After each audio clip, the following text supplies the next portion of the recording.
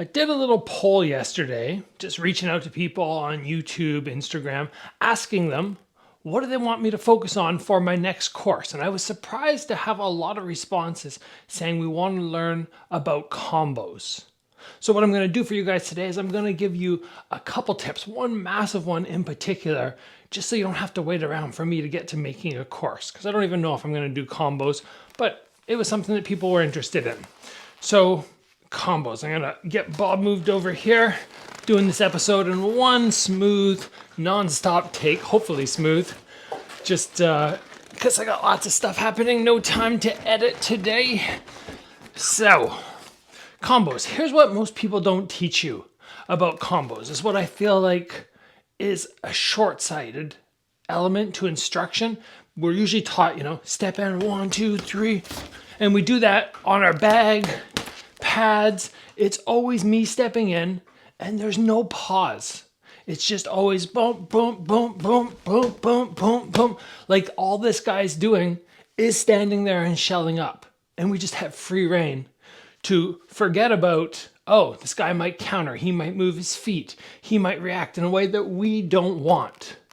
So that's why I think it's so important, if you want to get better at combos, to start, this is the important part, listen close, to start creating interruptions in your combo. Now you might say, well, if I go 1, 2, 3 and I take a pause and then I move in, that's really two separate combos, but I don't look at it that way. I look at it as it's one big long sequence with this tiny little blip in between where I'm going, should I make an adjustment? Should I exit and give up on the combo? Should I slip off to the side? Should I pause and see that he's not doing something? Because how often, realistically, do you get to step in if somebody says jab, cross, jab, right round kick, cross, hook, cross? So you're bouncing around, you're like, okay, it's time for me to go, bum, bum, bum, bum, bum, bum, bum. How often can you do that in sparring or a fight? So rare. It's so rare that you can get off that many techniques. Even stepping forward sometimes and just going jab, cross, hook. It's not going to go as smooth as you think, because this guy is either, again, going to move his feet, he's going to counter, he's going to move his head and you miss, and then the next shot doesn't feel in rhythm with what you're used to, because we're always used to in pad work or bag work. I have great connection, and yeah, I can keep going and going and going and going and going and just flow through. Feels awesome. All of a sudden you're going and you miss a shot. Uh-oh, how do I follow up? So the important thing for you to do, and I'm going to give you an example now, maybe a minute of movement, is not to just step in and always go, okay,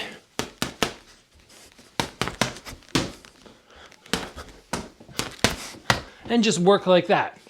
Feels good, but I'm not being realistic. So I want you to take these little micro pauses. It could be me stepping in if somebody calls for, or in your head you think, okay, I'm going to throw jab, cross, jab, left hook. Instead of me going, maybe I'll go, and I take that little pause.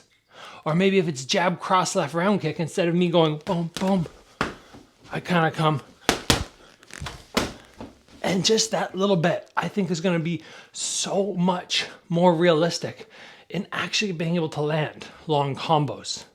So let's just do, obviously I can't hit super hard. I don't have this dude filled up all the way because he had to come up a flight of stairs, but I'm going to go fast. I'm just going to show you the difference. So this would be normal, what I would call semi-incorrect combo work.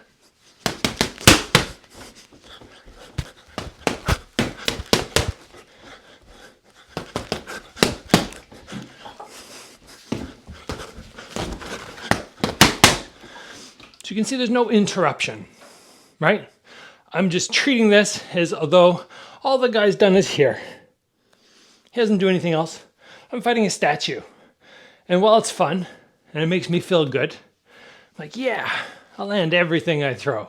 This is awesome. It's not realistic in the sense I might have to make these little micro adjustments. So same thing now, except me being a little bit more realistic. Still combos, still moving from the outside, but taking little pauses. 30 seconds-ish. I'll give it to you here.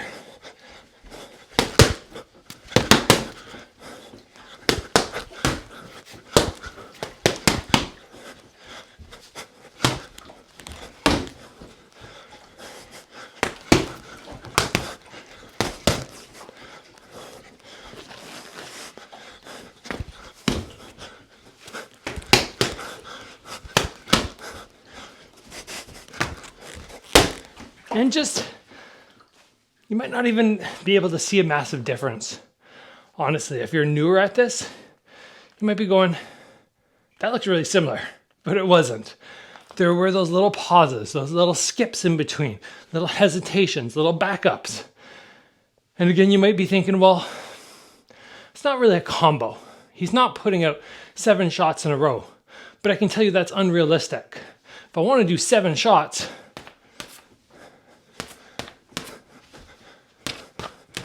something like that. I know that was more than 7, but getting those little pause, attack, attack, attack, pause is going to allow you to react more to what this guy's doing. And it's all about being creative, right? When you're doing your training, not just throw in the shots. You got to be creative and think about somebody in front of you. Oh, I'm throwing. Oh, he's throwing back at me. I block.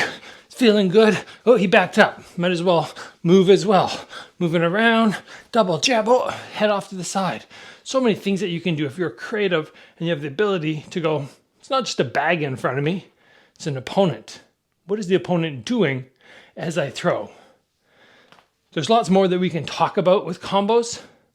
How do I make a basic combo like that have more likelihood of landing? How do I keep myself as safe as possible? There's so many hows. How do you do it? Because learning to throw a shot, first you learn the technique, and then you learn, okay, how do I go to the next shot properly? And then you learn, okay, how do I actually get those off fast? But it's entirely different when somebody's in front of you, and you have to have all these additional aspects to get to the point where you can do this in pads, but then you can do that in sparring. Very, very different. It's a challenge. It's a challenge to go from down here to actually execution time. So we can elaborate on this, of course, but for today, I just wanted you going through that one little tip. This makes a difference. You've got to step in there and you've got to go, it's not just nonstop, it's these little pauses. So, like I said, we were talking about defense, my defense course, and I'm looking to the next one. You can still pick up the defense course. There's a link down below there to vargacombat.com. You can head over, pick that up. And of course, if you have your own suggestion on what my next course should be, I've had a lot of suggestions for footwork, movement, angles. I'm really excited personally about doing catches and sweeps, Thai clinch stuff, dumping. It's not allowed in kickboxing now, but it was when I was an amateur. I was really good at it. Would love to share that. So if you have any suggestions, throw it down there. I'm going to be doing a poll soon, which is going to determine what my choice is for the next course. So make sure you're a part of that when it pops out. I'll just leave this guy here. That's it, guys. Thanks for joining. I will see you back here soon for another video.